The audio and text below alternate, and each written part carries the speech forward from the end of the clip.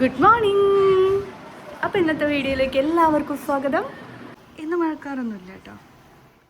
മഴക്കാറുണ്ടോ ഇല്ലേ എന്നൊക്കെ നോക്കി തിരിച്ചു വരുമ്പോഴായിരുന്നു ഞാൻ ആ കാഴ്ച കണ്ടത്. ഇത് നമ്മുടെ ബ്രഷ് ഇട്ട് വയ്ക്കുന്ന പാത്രമല്ലേ. സാധനങ്ങൾ അങ്ങോട്ടും ഇങ്ങോട്ടും മാറ്റുന്നതിനിടയിൽ കേശ അത് മെല്ലെ തൂക്കിയിട്ടുണ്ട് കേട്ടോ.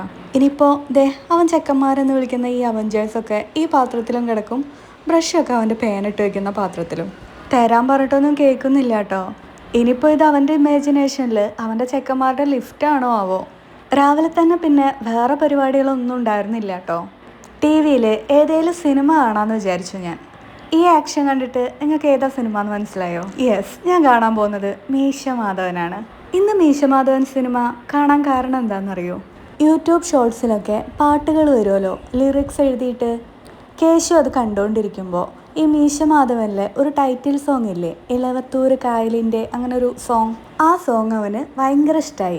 ആ പാട്ടുള്ള സിനിമ ഒന്ന് വെച്ച് തരുമോ എന്ന് ചോദിച്ചു. സത്യം പറയാലോ, അത് മീശ മാധവനിലെ സോങ് ആണോ എന്ന് എനിക്കും അത്ര അറിവുണ്ടായിരുന്നില്ല കേട്ടോ. പിന്നെ അതിൽ മീശ മാധവനിലൊരു പോസ്റ്ററും കൂടി ഉണ്ടായിരുന്നു. അപ്പോൾ പിന്നെ എന്തായാലും പറഞ്ഞതല്ലേ, മീശ മാധവൻ കാണും ചെയ്യാം, കുറേ കാലമായി കണ്ടിട്ട്.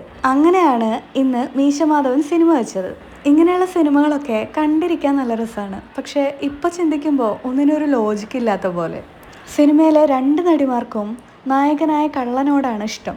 അതും ഒരാൾ പോലീസിൻ്റെ മോളും മറ്റേ ആൾ ആ നാട്ടിലെ കുറച്ച് പൈസക്കാരനും പ്രമാണിയൊക്കെ ആയിട്ടുള്ള ഒരാളുടെ മകളും.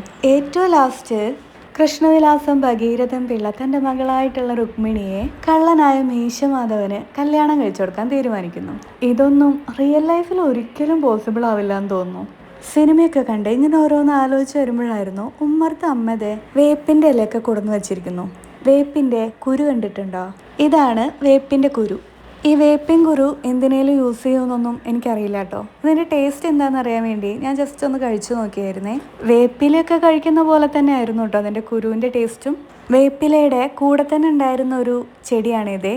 ഈ ചീര നിങ്ങൾ കണ്ടിട്ടുണ്ടോ? ഇതിന് ചിലർ പ്രഷർ ചീര എന്നൊക്കെ പറയാറുണ്ട് കേട്ടോ. ചിലപ്പോൾ ഇത് പ്രഷർ മാറാൻ വേണ്ടി യൂസ് ചെയ്യുന്ന മെഡിസിനും ആയിരിക്കാം കേട്ടോ. പിന്നെ ഇതിന് മലായി ചീര എന്നൊരു പേരും കൂടി ഉണ്ട് കേട്ടോ. ഓരോ നാട്ടിലേക്കും ഓരോ പേരായിരിക്കുമല്ലോ അല്ലേ. നിങ്ങളുടെയൊക്കെ നാട്ടിലേക്ക് ഈ ചീര എന്താ പറയാ? ഇന്നുച്ചയ്ക്ക് ചീര തന്നെ ആട്ടോ കറി. പക്ഷെ അത് ഈ ചീരയല്ല, വേറൊരു തരം ചീര. ആ ചീരയെ സാമ്പാർ ചീര എന്ന് പറയും. പിന്നെ ഇന്നലത്തെ മീൻകറി ഉണ്ടായിരുന്നു, അമരക്കായ ഉപ്പേരി ഉണ്ടായിരുന്നു, രാവിലത്തെ കടലക്കറി ഉണ്ടായിരുന്നു, പപ്പടം ഉണ്ടായിരുന്നു. ടേബിളിൽ നിറയെ പൊടിയായിരുന്നു ഉണ്ടാട്ടോ ഇവിടെ അടുക്കളയിൽ നിലത്തിരുന്ന് കഴിക്കുന്നത്. ഞങ്ങൾ തിരുമിറ്റക്കോടായിരുന്നപ്പോൾ എല്ലാവരും കൂടെ നിലത്തിരുന്നിട്ട് തന്നെയാട്ടോ കഴിച്ചിരുന്നത്. അതെന്താണെന്നറിയില്ല, അവിടെ ആവുമ്പോൾ നിലത്തിരുന്ന് കഴിക്കുന്നതായിരുന്നു ഒരു രസം. പക്ഷെ നിലത്തിരുന്ന് കഴിക്കുമ്പോൾ ഒരു പ്രശ്നം എനിക്ക് തോന്നാറ് നിലം തുടയ്ക്കാനാണ്. ടേബിളാകുമ്പോൾ നമുക്ക് കുറച്ചുകൂടി ഈസി ആയിട്ടൊന്ന് തുടച്ചെടുക്കാൻ പറ്റും. ചോറുണ്ണലൊക്കെ കഴിഞ്ഞ് അമ്മ വേപ്പിൻ്റെ ഇലയൊക്കെ ഊരിയെടുത്തായിരുന്നേ. പിന്നെ വൈകുന്നേരം ആയപ്പോൾ പെയിൻറ്റിങ് ചേട്ടന്മാർക്കുള്ള ചായയും റെഡിയാക്കി. ഇന്ന് മേലെ സ്റ്റെയർ റൂമൊക്കെ ആയിരുന്നു കേട്ടോ പെയിൻറ്റ് ചെയ്തിരുന്നത്.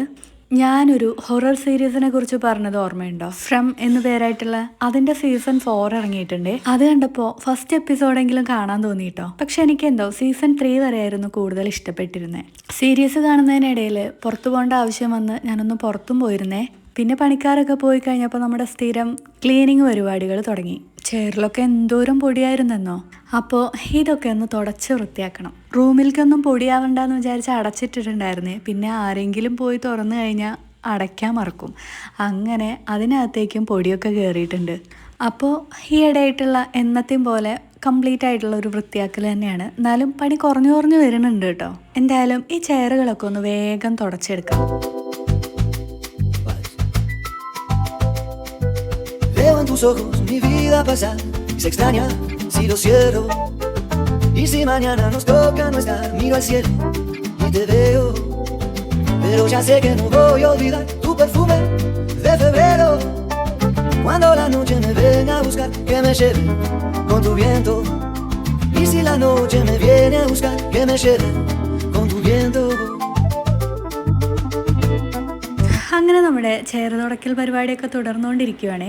ഞാനിന്ന് കണ്ട ഒരു സിനിമയെ പറ്റിയല്ലേ പറഞ്ഞുള്ളൂ. ഞാൻ ഇന്ന് വേറെയും സിനിമകൾ കണ്ടായിരുന്നു. ആ, അതിനെപ്പറ്റിയും കൂടെ പറയാനുണ്ട്. അതിൻ്റെ ഇടയിൽ കൂടെ നമ്മുടെ പണികളും നടക്കുമല്ലോ. ഇനി ഈ ഡൈനിങ് ടേബിളും തുടച്ചെടുക്കണം. അത് കഴിഞ്ഞ് എനിക്ക് എൻ്റെ സ്കിൻ കെയർ ഒക്കെ ഒന്ന് ചെയ്യണമെന്നുണ്ട് കേട്ടോ. ഈ ഒരു പൊട്ടിയുടെ പൊടിയൊക്കെ കൂടി ആയിട്ട് മുഖം നന്നായിട്ട് ഡാമേജ് ആയിട്ടുണ്ട്. അതെങ്ങനെ മാറ്റും എന്നൊന്നും എനിക്കറിയില്ല കേട്ടോ. എന്തായാലും നമുക്കൊന്ന് ശ്രമിച്ചു നോക്കാം. അപ്പുറത്തായിട്ട് ഒരു കുഞ്ഞി തല കാണാനുണ്ടോ? കേശു അവിടെ നിന്ന് കുളിക്കുവാണേ. അവനിപ്പോ പുറത്തുനിന്ന് കുളിക്കുന്ന ഒരു ഹരായിട്ടുണ്ട്. ഈയിടെയായിട്ട് വൈകുന്നേരം ആയി കഴിഞ്ഞാൽ സമയം ഇങ്ങനെ ഓടുന്ന പോലെ കേട്ടോ തോന്നുന്നേ. അത് ചിലപ്പോൾ ചെയ്യാൻ ഒരുപാട് പണിയുള്ളതുകൊണ്ടും ആയിരിക്കാം. ഈ പണികളൊക്കെ കഴിഞ്ഞ് ഒന്ന് കുളിച്ച് വന്ന് ഫുഡ് കഴിക്കാതിരിക്കുമ്പോഴത്തേനും 8 മണിയാവും. ആ പരിപാടികളൊക്കെ കഴിഞ്ഞ് ഞാനൊന്ന് ഉമ്മർത്ത് വന്ന് നോക്കിയതായിരുന്നേ. അപ്പം അമ്മ അവിടെ മുറ്റടിച്ചു വരുവാണ്. എനിക്ക് പണ്ടും ഇന്നും ഒരുപോലെ ഇഷ്ടമല്ലാത്തൊരു പരിപാടിയാണ് കേട്ടോ മുറ്റടിച്ചു വരൽ. പണ്ട് ചേച്ചിമാരൊക്കെ കല്യാണം കഴിഞ്ഞ് പോയപ്പോൾ അമ്മ മുറ്റടിച്ചു വരാനുള്ള പണി നൈസായിട്ട് എന്നെ ഒന്ന് ഏൽപ്പിച്ചു. പക്ഷേ കുറ്റിച്ചൂല് പിടിച്ച് കുനിഞ്ഞ് എന്ന് അടിച്ചു വരാൻ എനിക്കെന്തോ ഭയങ്കര ബുദ്ധിമുട്ടും മടിയും ഒക്കെ തോന്നിയപ്പോൾ ഞാൻ എന്ത് ചെയ്തു, നീളത്തിലുള്ള അകം അടിച്ചു വരുന്ന ചൂലുകൊണ്ട് മുറ്റടിച്ചു വരാൻ തുടങ്ങി. അതിനമ്മ നല്ല ചീത്തയും പറഞ്ഞിരുന്നു. മുറ്റടിച്ചു വരുന്നത് നല്ല കുറ്റിച്ചൂലുകൊണ്ടാവണമെന്ന്.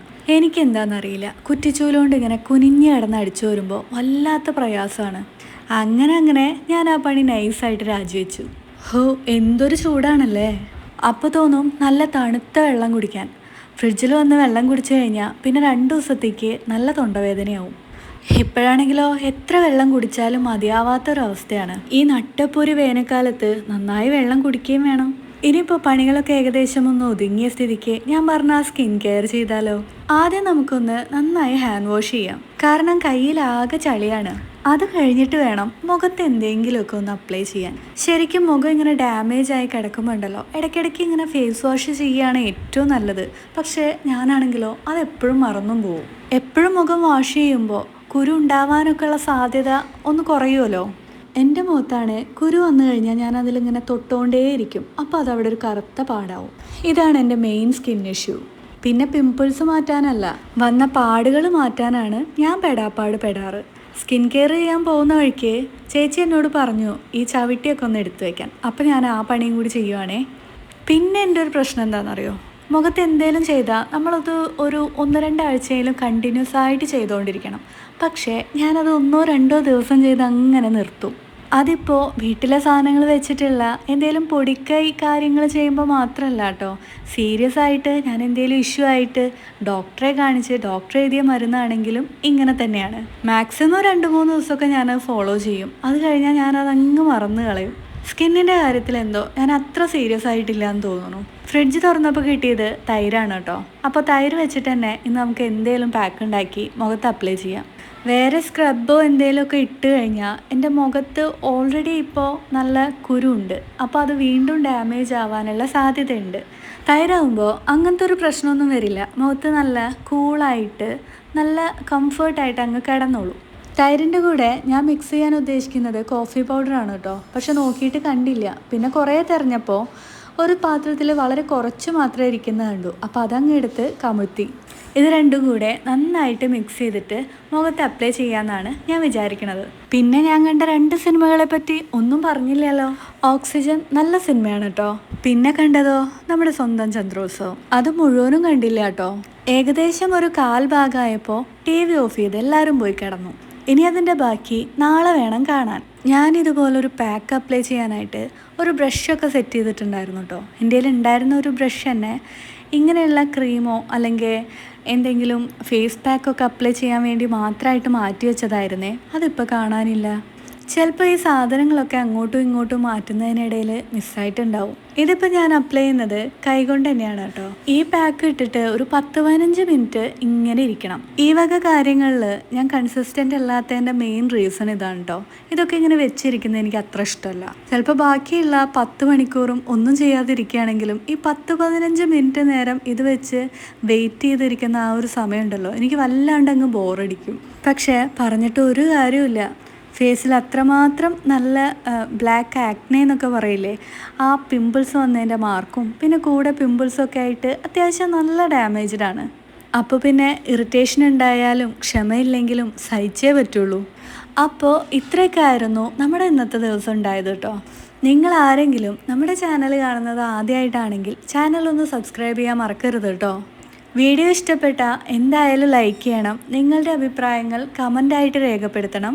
ഇങ്ങനെയുള്ള ലോങ് വീഡിയോസ് ചെയ്തിട്ടൊന്നും എനിക്ക് വലിയ പരിചയമില്ല. അപ്പോൾ എന്തെങ്കിലും ഞാൻ ചെയ്യുന്നതിൽ സജഷൻ നിങ്ങൾക്ക് പറയാനുണ്ടെങ്കിൽ ഉറപ്പായിട്ടും പറയണം. എന്നെക്കൊണ്ട് പറ്റുന്ന പോലെയൊക്കെ ഞാൻ മെച്ചപ്പെടുത്താൻ നോക്കുന്നുണ്ട് കേട്ടോ. അപ്പോൾ okay, ta-ta bye bye, see U.